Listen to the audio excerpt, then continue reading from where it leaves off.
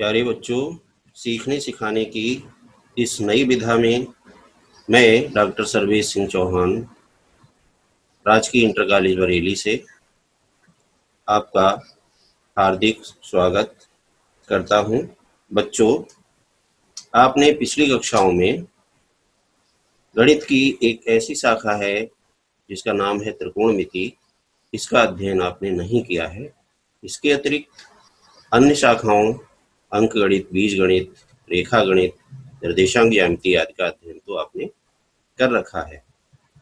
आज हम गणित की इसी नई शाखा से आपका परिचय कराएंगे और प्रत्येक छोटी से छोटी बात को आपको बताएंगे, जिससे कि आपको विषय अच्छी तरह से समझ में आ सके। तो बच्चों, आइए आज प्रारंभ करते हैं गणित की इस कक्षा को। बच्चों, इस कक्षा के जो शिक्षण बिंदु रहेंगे अर्थात चर्चा के जो विषय होंगे वो होंगे इस प्रकार से। नंबर 1 पर होगा त्रिकोणमिति शब्द की उत्पत्ति। इसकी उत्पत्ति कैसे हुई, कहाँ से हुई, और त्रिकोणमिति का उद्भव दूसरे नंबर पर आएगा। तीसरे नंबर पर हम आपको बताएंगे कि त्रिकोणमिति के विभिन्न क्षेत्रों में उपयोग क्या क्या है और कौन कौन से क्षेत्रों में है। चौथा पॉइंट रहेगा हमारा समकोण त्रिभुज और पाइथागोरस प्रमेय। क्योंकि समकोण त्रिभुज पर ही पूरी त्रिकोणमिति आधारित है और जिसमें पाइथागोरस प्रमेय का भी उपयोग होगा, इसलिए हम इसका भी डिस्कशन करेंगे, समकोण त्रिभुज। फिर 5वें नंबर पर रहेगा हमारा त्रिकोणमिति अनुपात और उनके पारस्परिक संबंध। नंबर 6 पर लास्ट में हम प्रश्नावली 8.1 जो कि त्रिकोणमिति का परिचय अध्याय से है, अध्याय आपका 8वां है, और इसके प्रश्नों को हल करेंगे।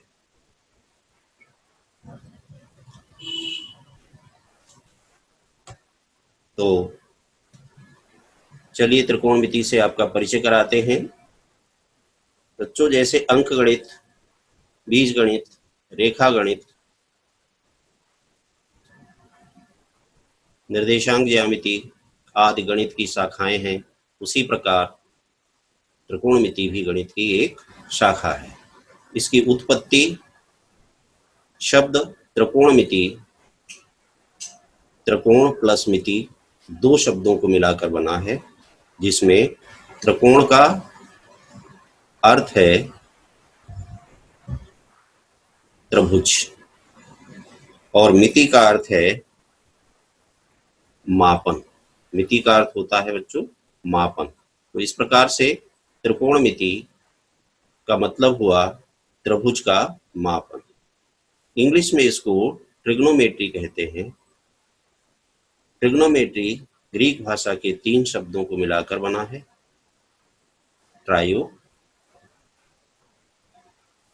प्लस गोनिया और मेट्रॉन। ये 3 शब्दों से मिलकर बना है त्रिकोणमिति, ट्रिग्नोमेट्री शब्द। ट्रायो का अर्थ होता है ट्राई अर्थात 3, गोनिया का अर्थ होता है एंगल अर्थात कोण, और मेट्रॉन का अर्थ है मापन। इस प्रकार त्रिकोणमिति का क्षेत्र त्रिभुज की भुजाओं और कोणों के मापन से संबंधित है।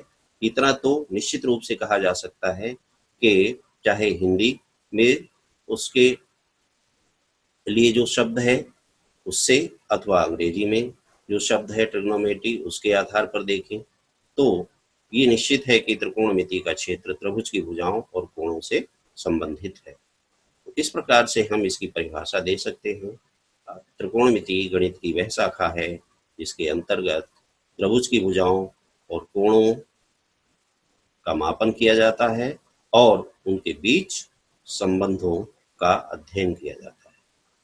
बच्चों, हम आपको ये भी बताएंगे कि त्रिकोणमिति का उद्भव कहाँ से हुआ, तो और इसके उपयोग क्या क्या है। त्रिकोणमिति का उद्भव 3री शताब्दी ईसा पूर्व में मिस्र और बेबीलोन से हुआ था।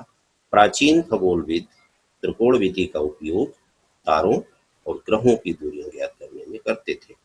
प्राचीन काल में तो इसका उपयोग खगोलविदों के द्वारा किया जाता था, ग्रहों और तारों की दूरियां ज्ञात करने में। परंतु आधुनिक युग में इसके और भी उपयोग हैं, विभिन्न क्षेत्रों में इसका उपयोग करते हैं। भारतीय खगोलविद एवं गणितज्ञ आर्यभट्ट के ग्रंथ सूर्य सिद्धांत, सूर्य सिद्धांत एक ग्रंथ है जो आर्यभट्ट ने लिखा है। इससे प्रमाणित होता है कि त्रिकोणमिति के विकास में भारत का भी योगदान रहा है। वर्तमान में इसका उपयोग ऊंचाई ज्ञात करने में, जैसे किसी मीनार, ऊंची पहाड़ी, वृक्ष, स्तंभ की ऊंचाई ज्ञात करने में करते हैं। और इसके अतिरिक्त भौतिक विज्ञान, जो कि विज्ञान में एक शाखा है, इसमें बहुत अधिक उपयोग होता है त्रिकोणमिति का। इंजीनियरिंग की सभी शाखाओं में, कंप्यूटर ग्राफिक्स, आर्किटेक्चर, समुद्र विज्ञान में ज्वार की ऊंचाई ज्ञात करने में, और प्रोडक्शन इंजीनियरिंग में मैकेनिकल मॉडल बनाने में इसका उपयोग किया जाता है। इसके अतिरिक्त भी बहुत सारे उपयोग हैं बच्चों। तो त्रिकोणमिति हमारे लिए एक बहुत ही महत्वपूर्ण विधा है। देखिए, अब हम इसका जो उपयोग हमने बताया अभी आपको कि वृक्ष की ऊंचाई, मीनार की ऊंचाई ज्ञात करने में हम करते हैं।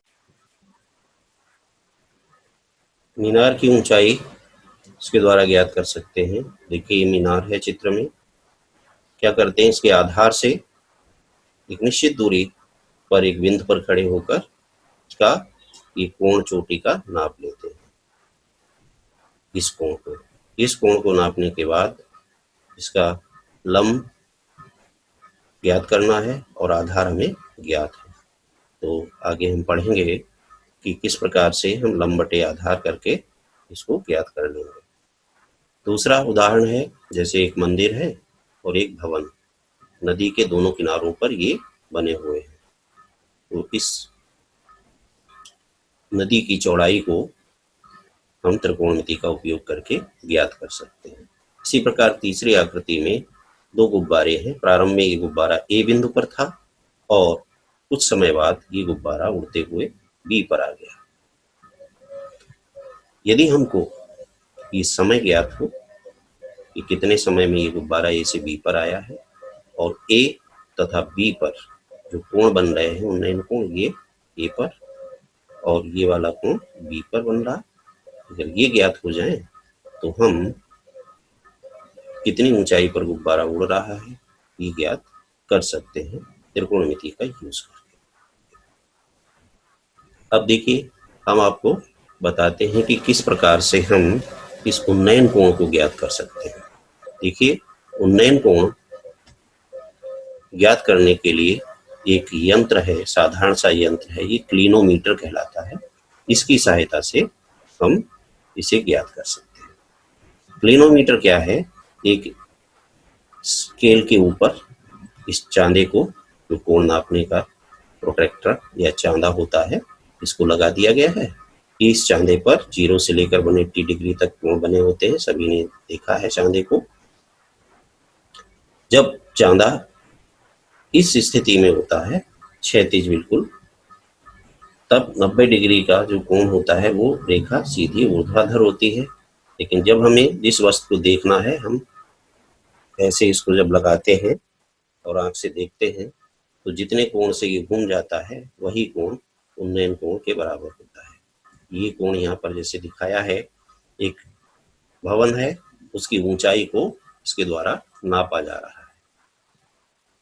ये भवन है, RS, R से लेकर S तक इसकी ऊंचाई है, और P की ऊंचाई पर ये क्लिनोमीटर लगा हुआ है।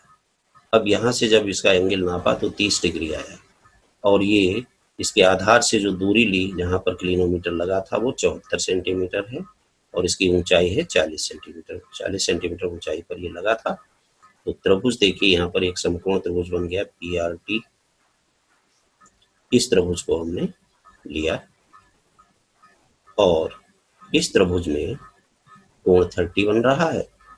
कोण 30 बराबर RT/PT, लंब बटे आधार किया।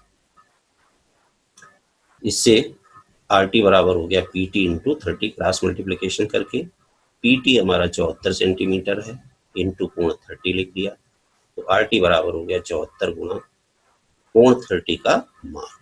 तो बच्चों अभी हमने त्रिकोणमिति को वास्तव में नहीं पढ़ा हुआ है, तो मैं सिर्फ इतना ही अभी कहूँगा कि कोण 30 का मान, अब इसको 0.58 में लिख देता हूँ, इसका मान 0.58 लिखा है, आगे बताएंगे क्यों लिखा हमने।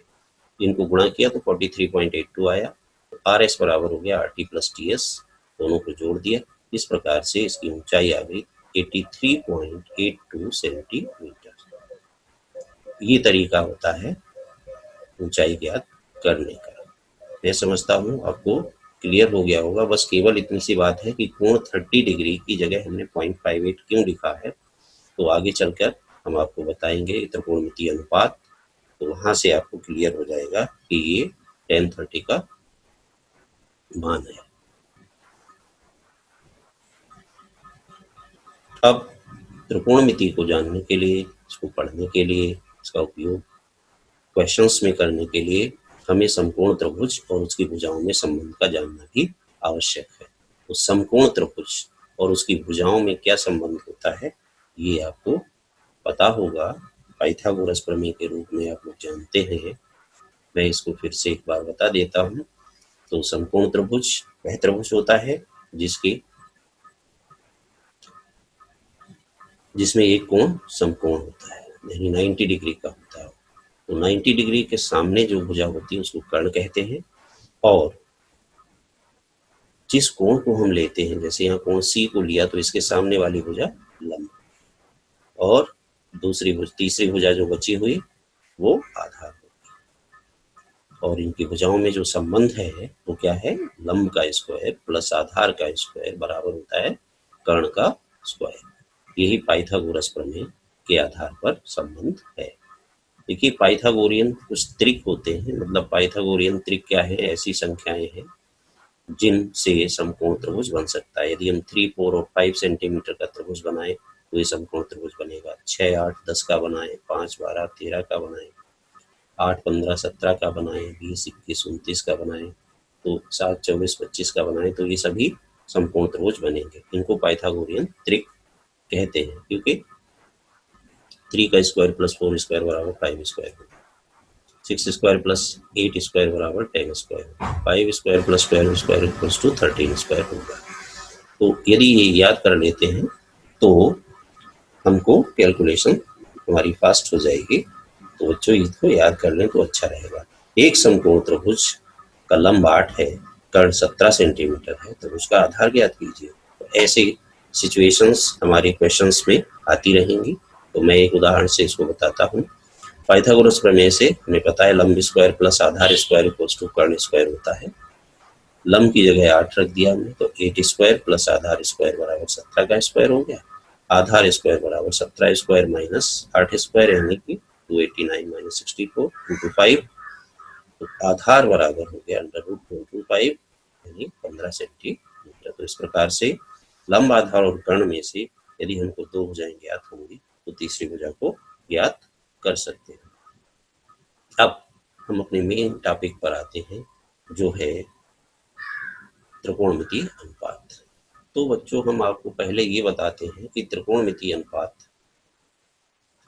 कैसे इनका प्रारंभ हुआ। त्रिकोणमितीय अनुपात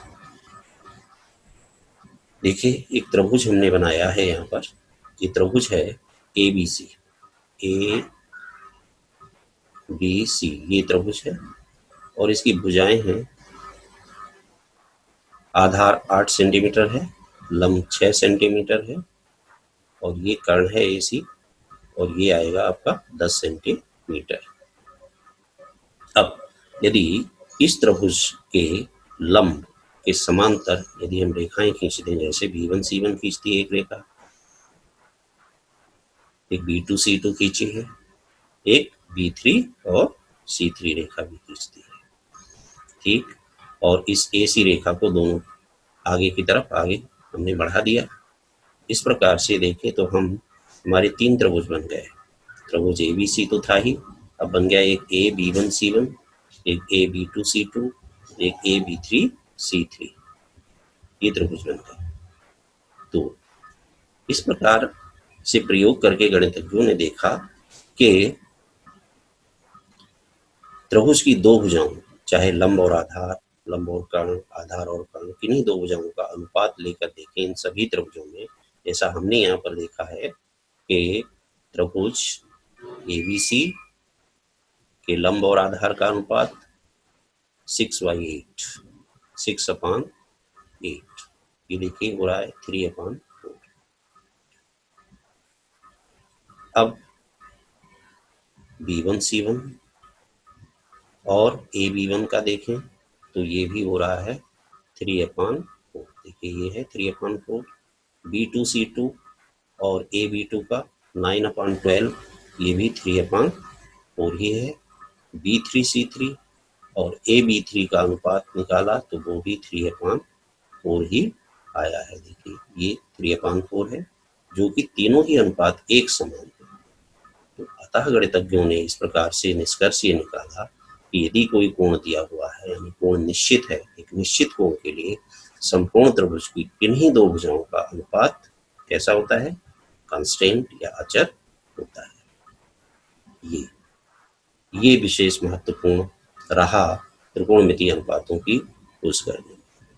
यह तथ्य ही त्रिकोणमितीय अनुपातों की संकल्पना का ये तथ्य ही त्रिकोणमितीय अनुपातों की संकल्पना का मूल आधार बना। चूंकि संपूर्ण त्रिभुज की तीन भुजाओं में से दो दो भुजाओं को लेकर इस प्रकार के 6 अनुपात बनाए जा सकते हैं। अनुपातों के ये 6 जोड़े बन सकते हैं। इनमें से प्रत्येक को एक विशेष नाम दे दिया गया, जैसे sine, cosine, tangent, cotangent, secant और कोसीकेंट। ये नाम इनको दे दिए गए और यही कहलाते हैं बच्चों त्रिकोणमितीय अनुपात। तो ये त्रिकोणमितीय अनुपात क्या है?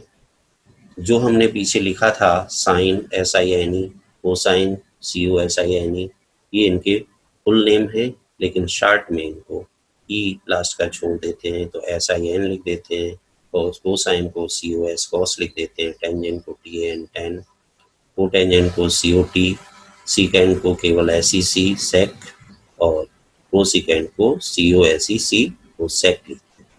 अब बच्चों वैसे देखिए साइन कोसाइन आदि का कोई महत्व नहीं है, ये अर्थहीन है वैसे तो, जब तक इनके साथ कोई कोण नहीं लगाया जाता। और एक बात ये भी समझ लीजिए कि साइन A का मतलब साइन इंटू A नहीं है, साइन गुणा A नहीं है। साइन A का मतलब है कोण A का साइन। तो देखिए हम ये यहाँ त्रिभुज देखिए बना हुआ है ABC। इस त्रिभुज ABC में AB आधार है,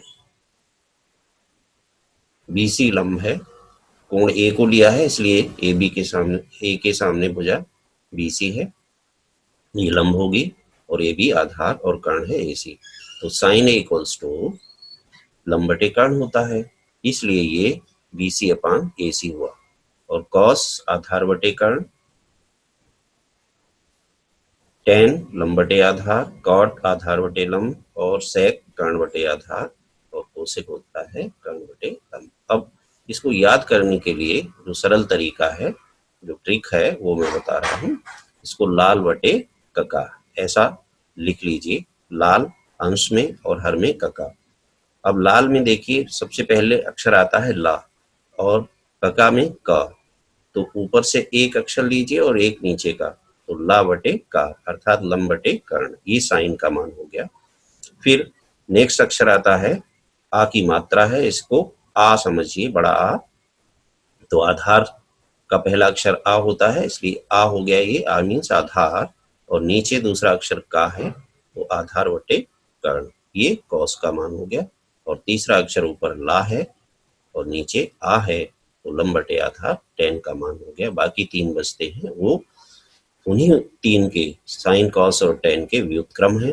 देखिए कॉट टेन का व्युत्क्रम है, टेन था लंब बटे आधार तो कॉट है आधार बटे लंब। सेक कर्ण बटे आधार है, ये कॉस का व्युत्क्रम है, और कोसेक ये कर्ण बटे लंब है, ये व्युत्क्रम है साइन का। तो यहाँ 6 अनुपातों में देखिए कौन किसका व्युत्क्रम हुआ, साइन का व्युत्क्रम, कोसेक यानी फर्स्ट और लास्ट, सेकेंड और सेकेंड लास्ट, सेक और कॉस, टेन और कॉट, ये एक दूसरे के व्युत्क्रम हो गए। तो इस प्रकार से 6 अनुपातों को आप याद कर सकते हैं।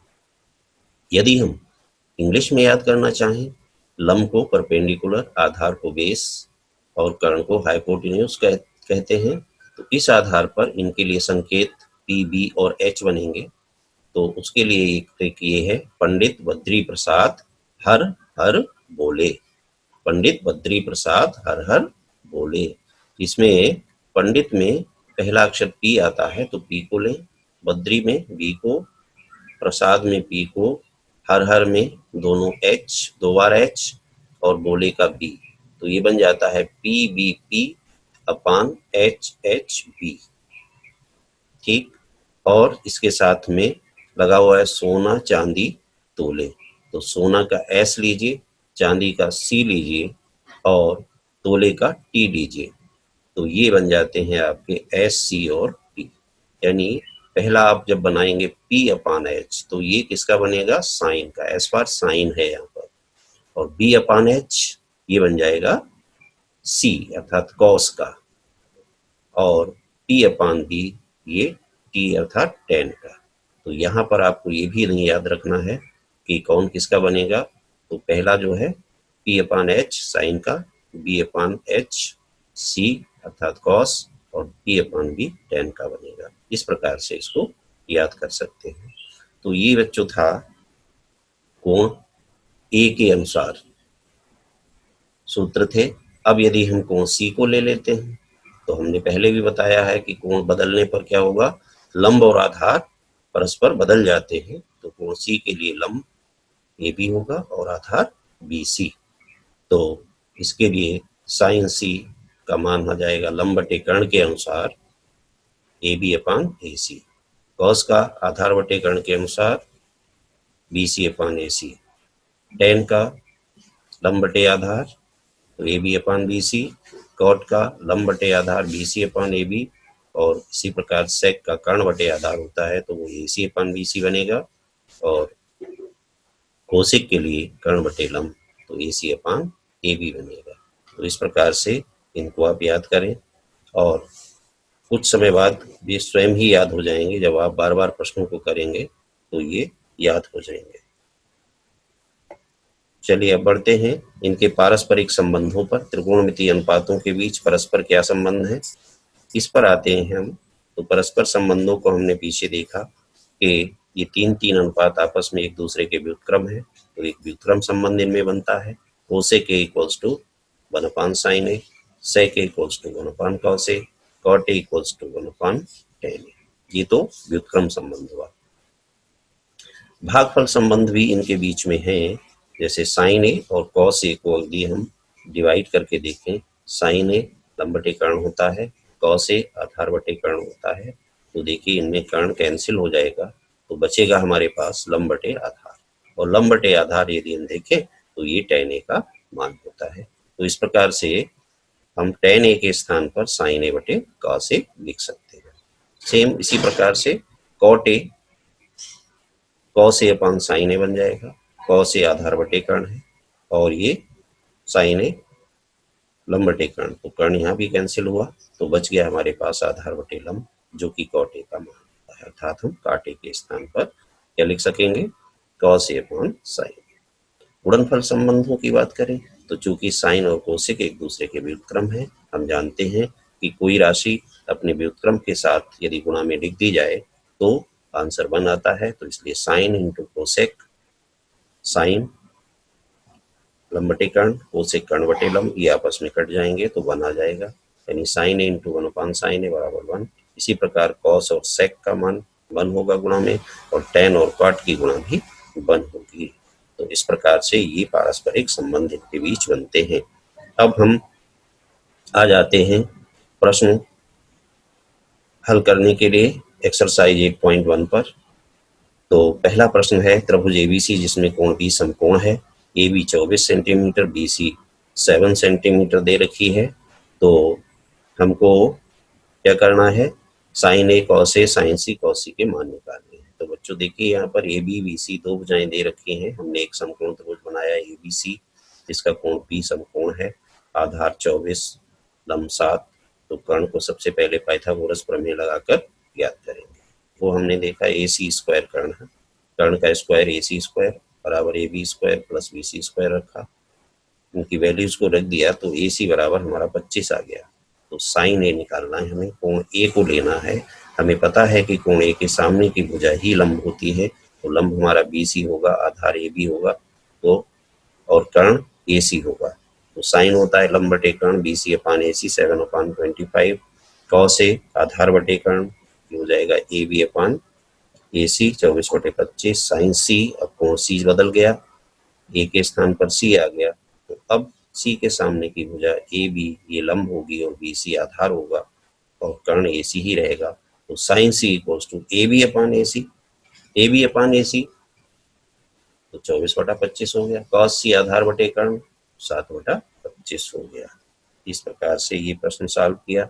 अब क्वेश्चन नंबर 2 को देखते हैं। आकृति 8.13 में tan p minus cot r का मान ज्ञात कीजिए। तो ये त्रिभुज बना हुआ है पी क्यू आर, इसकी ये भुजा 12 है, पी क्यू और पी आर 13 सेंटीमीटर है। हमें tan p निकालना है, तो tan p इक्वल्स टू, तो अभी पहले हम क्यू आर निकाल लेते हैं, तीसरी भुजा, वही पाइथागोरस प्रमेय बार बार हमको लगानी है। तो पाइथागोरस प्रमेय से देखिए क्यू आर स्क्वायर बराबर हो जाएगा P R square minus P Q square. इस प्रकार क्यू आर आ गया 5। tan p minus cot r का मान निकालना है, तो tan p की वैल्यू, tan लंब बटे आधार होता है, तो ये Q R upon P Q हुआ, और cot r, अब कोण चेंज हो गया है, तो r के लिए देखिए अब लंब बनेगा पी क्यू, लंब पी क्यू हो गया 12 सेंटीमीटर और आधार क्यू आर हुआ 5। तो इसलिए ये इनके मान रख दिए 5/12, ये भी 5/12 हो गया, इक्वल्स टू आ गया 0 कट करके। तो ये क्वेश्चन नंबर हो गया आपका सेकेंड का सोल्यूशन।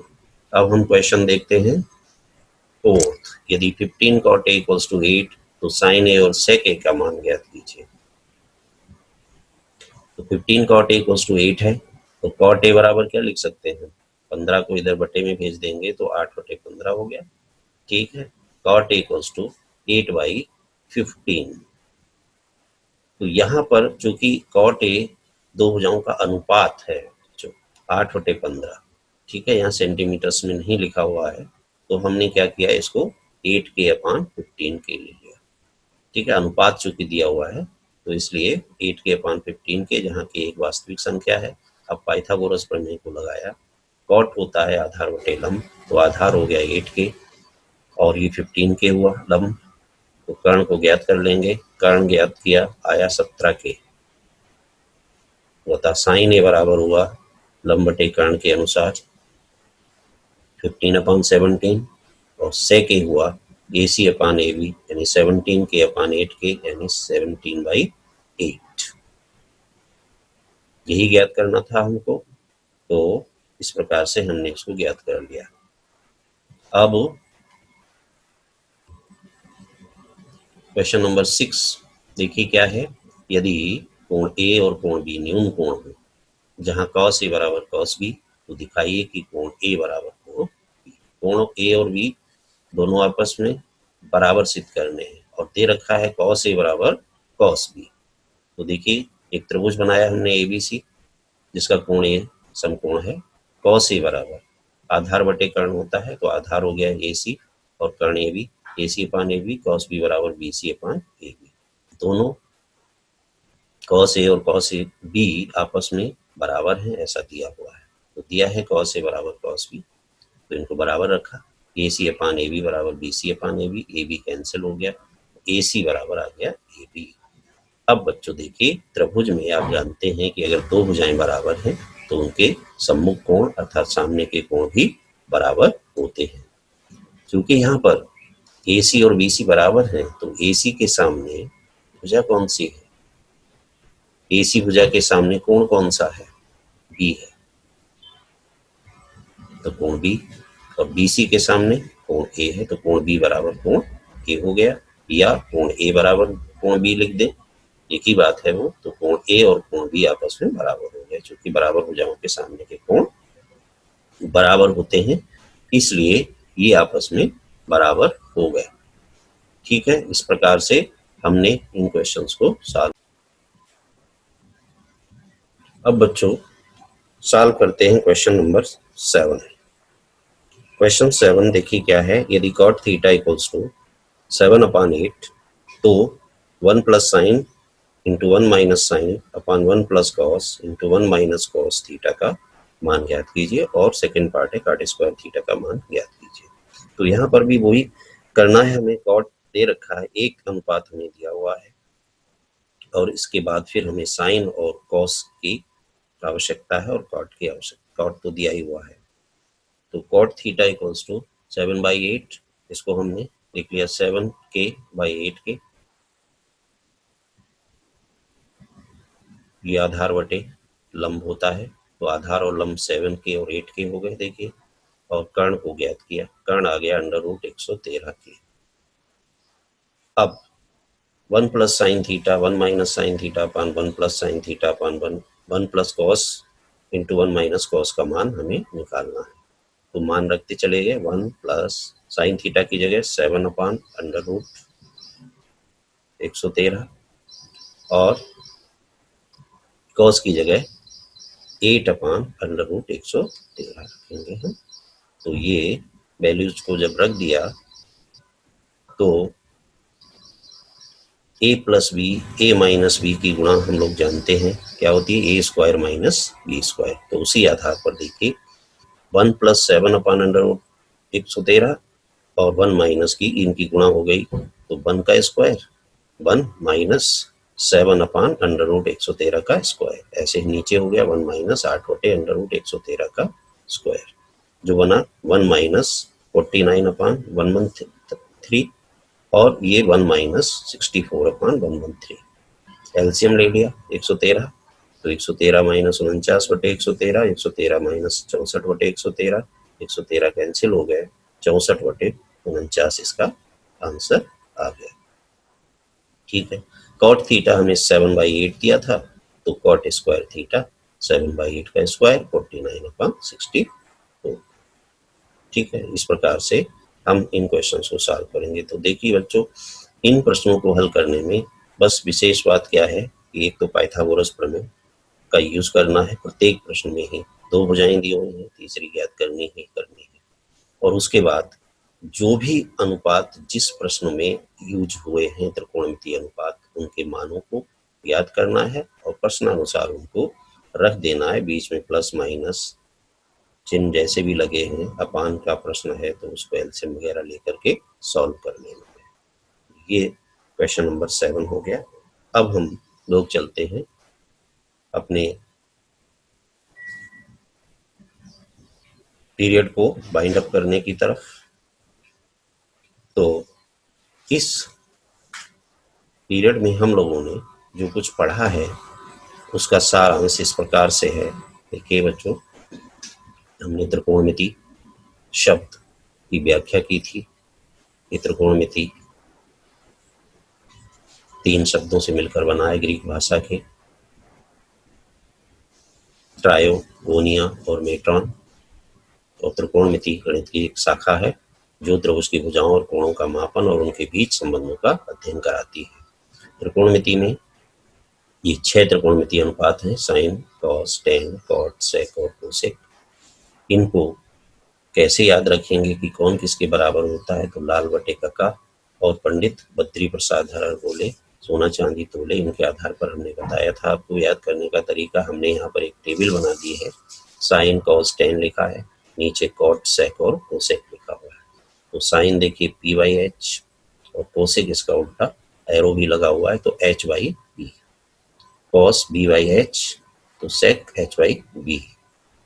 टेन p/b तो कॉट b/b हो जाएगा। इसी प्रकार से यहाँ देखें तो इस टेबल में देख सकते हैं आप। पाइथागोरस प्रमेय लंब स्क्वायर प्लस आधार स्क्वायर बराबर कर्ण का स्क्वायर है। और प्रत्येक अनुपात किसके बराबर होता है ये यहाँ से आपको नोट कर लेना है। पॉज करके इसको कॉपी पर नोट कर लें। और ये भागफल संबंध है, tan को sin अपॉन cos थीटा लिख सकते हैं, cot थीटा को cos theta upon sin theta. और व्युत्क्रम संबंध इस प्रकार से हैं, cosec theta equals to 1 upon sin theta, sec theta equals to 1 upon cos theta, और tan theta equals to 1 upon cot theta लिख सकते हैं, या cot theta equals to 1 upon tan theta भी लिख सकते हैं। अब बच्चों ये आपके लिए गृह कार्य है, इसको आप कर लें। 5 क्वेश्चंस दिए हुए हैं गृह कार्य के रूप में, इनको आप सॉल्व करें, जैसा हमने बताया उसके अनुसार आप चलेंगे, ये सॉल्व हो जाएंगे इसलिए। ठीक है, तो आज की कक्षा को यहीं पर समाप्त करते हैं बच्चों। बहुत बहुत धन्यवाद, और आप इस स्टडी को अपनी जारी रखिए। Thank you.